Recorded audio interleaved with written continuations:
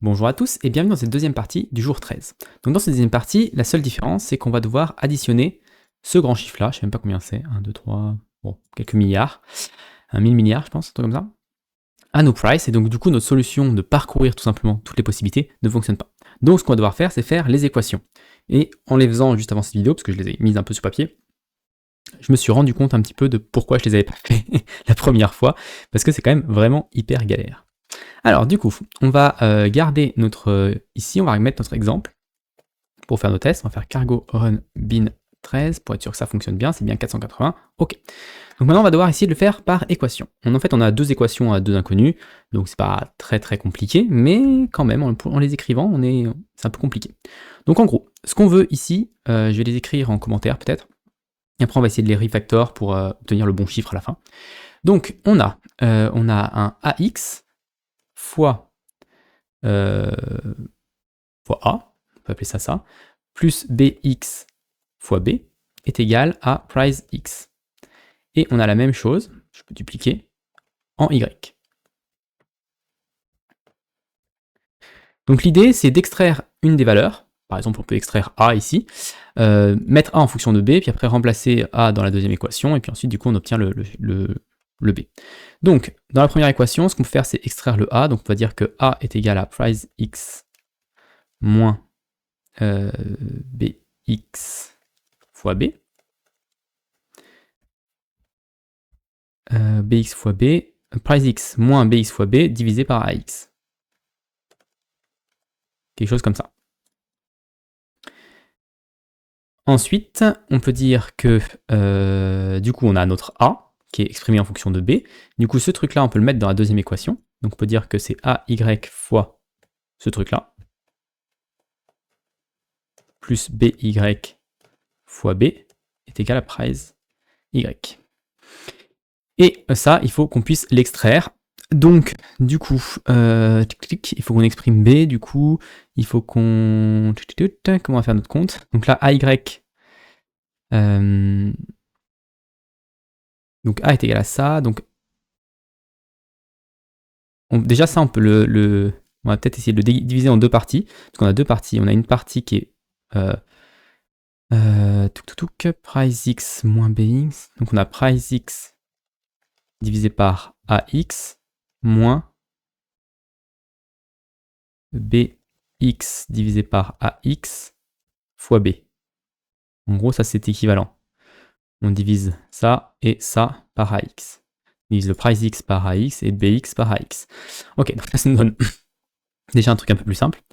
Ok, parce qu'on a une partie qui est sa price X divisé par AX, c'est un truc qui est connu. Et je vais peut-être même faire le calcul.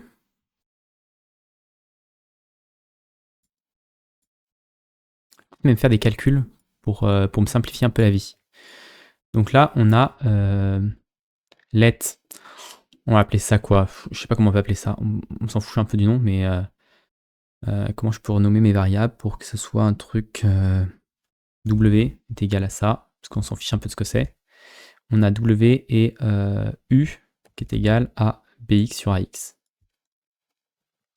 Ok? Donc là, nous, ça c'est égal à, du coup, W moins U. Ok? Donc là, on peut mettre ça ici. Hop, comme ça entre parenthèses quand même. Donc A est égal à W moins U fois B. Ok. Et donc du coup, ici, on a du coup AY fois W moins AY fois U fois B plus BY fois B est égal à price Y. La solution informatique est quand même beaucoup plus simple à comprendre, je trouve. Ok, donc ça c'est bon. Du coup, ça, on peut le passer de l'autre côté. Ça, tac, tac, tac, tac, tac. Moins AY fois U. Le moins AY fois U fois B plus BY. Donc ça peut être juste plus BY. Donc là, on met B en paramètre, donc c'est BY, c'est ça, fois B, je crois. BY moins AY fois U. Le tout fois B. Ok, et du coup, notre B est égal à ce truc-là, divisé par ce truc-là. Et normalement, ça nous donne le bon chiffre. Donc là, on peut faire let B est égal. Globalement, on peut écrire ça. Hein. Normalement, on a toutes les infos. Et une fois qu'on a B, et ben on peut recalculer A assez facilement avec une des équations, on s'en fiche laquelle. Je sais pas, on a A en fonction de B à un moment. A est égal à W moins U fois B. Donc let A est égal à WU fois B. Ok, et donc normalement je peux virer tout ça.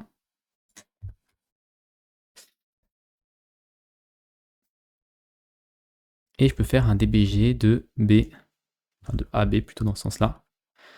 On voit déjà un petit peu ce qu'on obtient. Ça, on s'en fiche.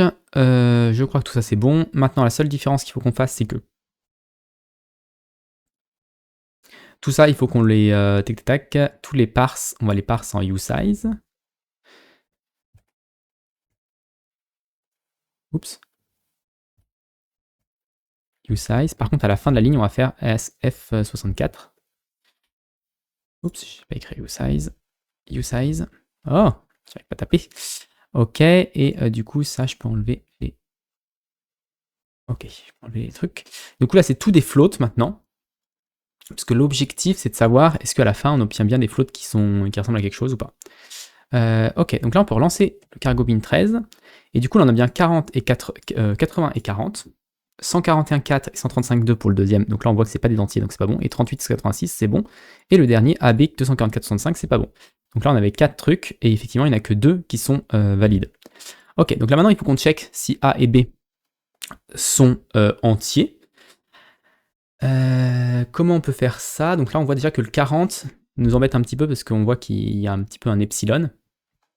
On peut dire que if on peut dire a round est égal à a.round as usize.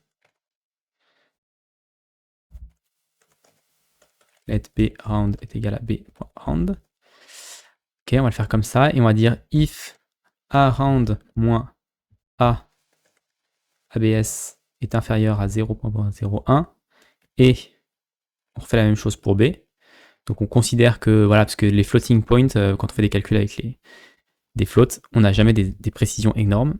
Enfin, on peut avoir des problèmes de précision à la fin. Ok, donc si là on considère qu'on est bon, et dans ce cas-là, on peut dire que sum plus égal à round as usize fois 3, on a dit, plus b round as usize fois 1. Bon, on n'a pas besoin d'être fois 1. Tac.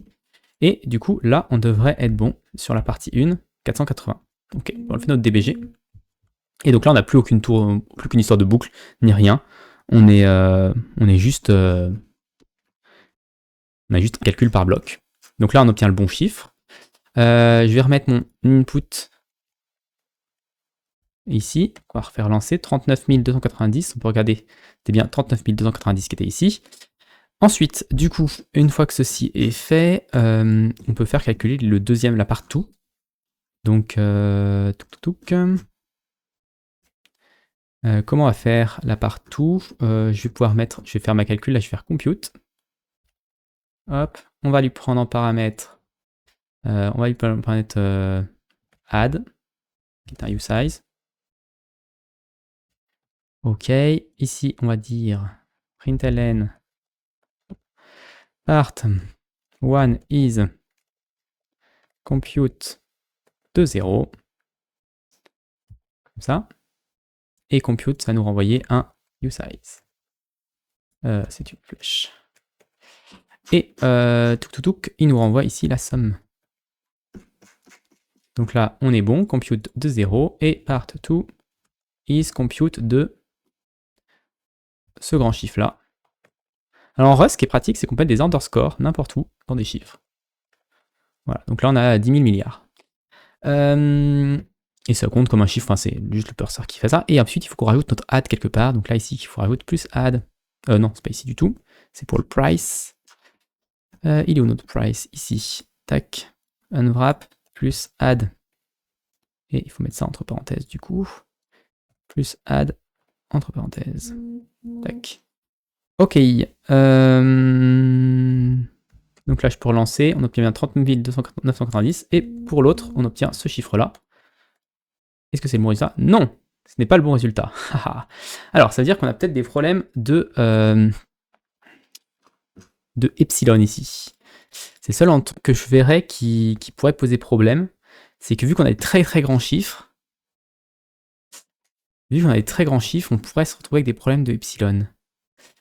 Si je remets ici l'exemple, et que je remets mon DBG de A round, B round, on peut voir un petit peu si...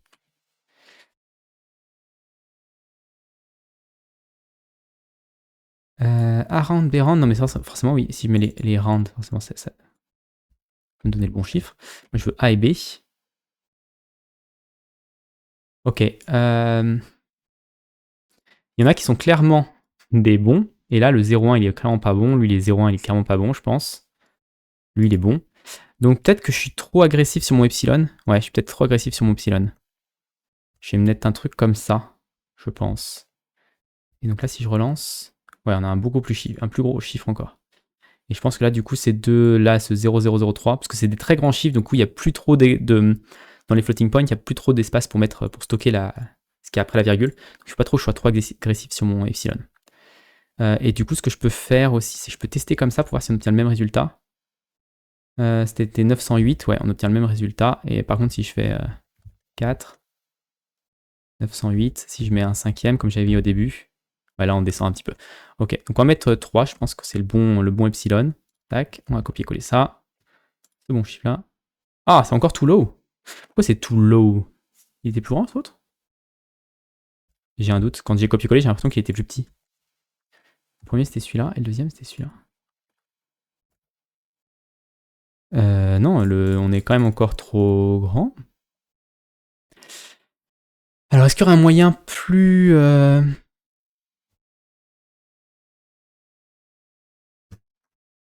Est-ce qu'il y aurait un moyen de le faire de façon plus précise? Je pourrais le faire en F128. Je crois qu'il y a un F128 en Rust. Pour être encore plus précis. Type, c'est unstable. Comment je pourrais le faire de façon encore plus précise?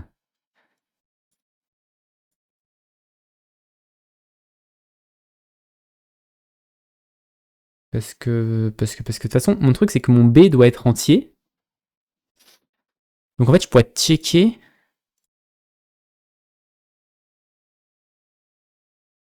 Là, je fais une division de W, donc j'ai mon W qui est là. Je pourrais checker avant coup que on est bon au niveau de la division.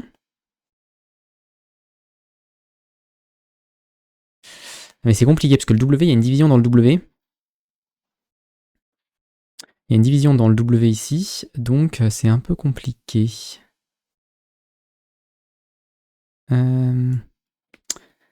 Ah, c'est embêtant cette partie-là. J'espère que c'est que ça le bug, parce que ça pourrait être autre chose. Le bug pourrait venir d'autre part. Est-ce que même chose, ils nous ont pas remis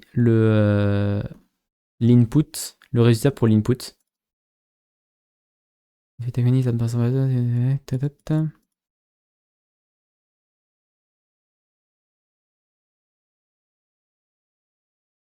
C'est bien les tokens.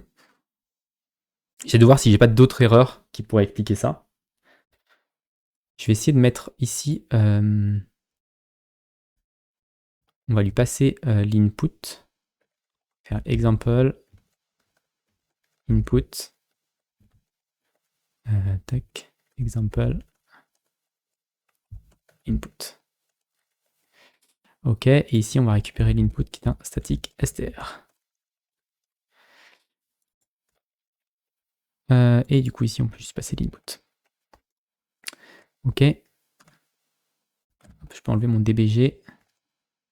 DBG, hop ici, commenter. Ok, donc là j'ai 40 et 39 290 qui sont les bons chiffres.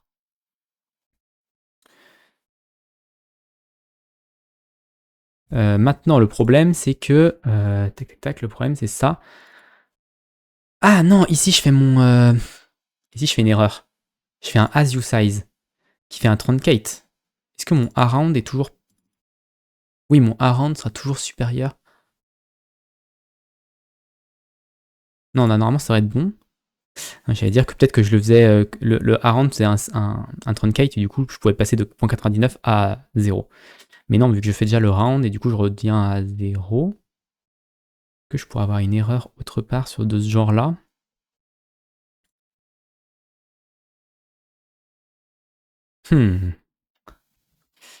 Qu'est-ce qu'on pourrait avoir comme erreur? Est-ce qu'on a des zéros? Là, 007, ça me paraît... ça me paraît gros, de toute façon, lui, il n'est pas possible. Peut-être qu'il faut que je sois encore plus agressif sur le... Peut-être que 0,1, c'est ce qu'il faut. Hein. Partout. J'ai pas mis... je pourrais mettre exemple. Partout, exemple, et... Très grave, mais... Ok, donc celle-là, ça serait celui-là. Et il disait que j'étais trop petit tout à l'heure. Que j'étais trop petit. Où est-ce que j'étais? Où est-ce qu'ils sont mes chiffres? Là, j'aurais ce truc-là, qui est beaucoup plus grand, c'est sûr. Qui est beaucoup plus grand, mais est-ce que c'est correct? C'est la question que je me pose. Parce que 0,1, ça me paraît énorme comme différence possible. Enfin, comme epsilon, pour checker si deux floats sont équivalents. Et là, c'est 480 pour l'exemple. Et partout, l'exemple, partout, 42 000. Alors, on voit ici que ça matche pas sur l'exemple appartin. J'ai testé ce chiffre-là quand même. It's too high. Ok, donc là, c'est bien. Je pense qu'on est un petit peu trop. Si je relance comme ça, là, on obtient bien le bon chiffre. Et partout, is ça. Ok, donc là on est entre les deux en fait, avec le 0,0.1 on est entre les deux. C'est un petit peu chiant les floating point number pour ça. On pourrait faire avec des modulos ici je pense, checker que... checker que B est divisé par quelque chose, sans doute, si on veut être certain. Je peux tester celui-là s'il accepte que je teste, que j'ai pas une minute à attendre. On va attendre encore 23 secondes. En attendant, est-ce que je peux regarder comment je peux faire pour le faire de façon sûre? Il faut dans ce cas-là que je fasse aucune division et que je fasse juste des modulos pour vérifier qu'on qu'on puisse bien diviser par le bon chiffre. Mais c'est compliqué parce que j'ai déjà une division qui est dans un autre truc.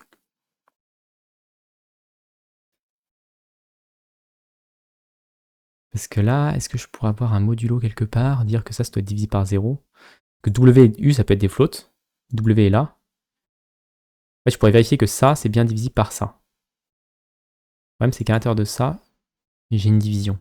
J'aurais que des multiplications, ça va, parce que je peux rester du coup en usize, mais à partir du moment où j'ai une division, je ne peux pas rester en usize. Ah si, je pourrais le faire comme ça. Je pourrais le faire comme ça. Donc là, on pourrait avoir, remettre mon ça fois ça, et U fois... Donc mon U est là.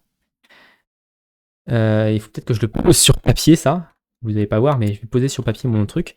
Mais là, j'ai quelque chose moins quelque chose fois.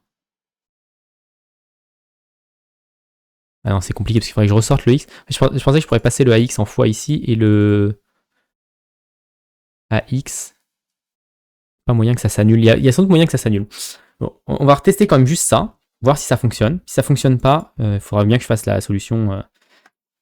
Ouais, c'est la bonne réponse. Ok, donc il y a vraiment un problème d'epsilon. Je pense qu'il y a une manière propre de le faire ici en vérifiant que on est bon au niveau du modulo et vérifier que c'est bien divisible et que du coup B est bien entier. Mais là, comme ça, je vois pas comment faire. Il faudrait que je pose vraiment l'équation et que j'essaye de la simplifier pour avoir que des multiplications. Enfin, avoir une division simple avec une multiplication en haut et une multiplication en bas. Mais je suis même pas sûr que ce soit possible avec un truc aussi complexe que ça. Bref. On a eu la bonne étoile. Bon, c'était pas ce qu'il y a de plus clean, mais bon, ça a fonctionné. On a fini par avoir notre 20e étoile. Donc j'espère que cette vidéo vous a plu.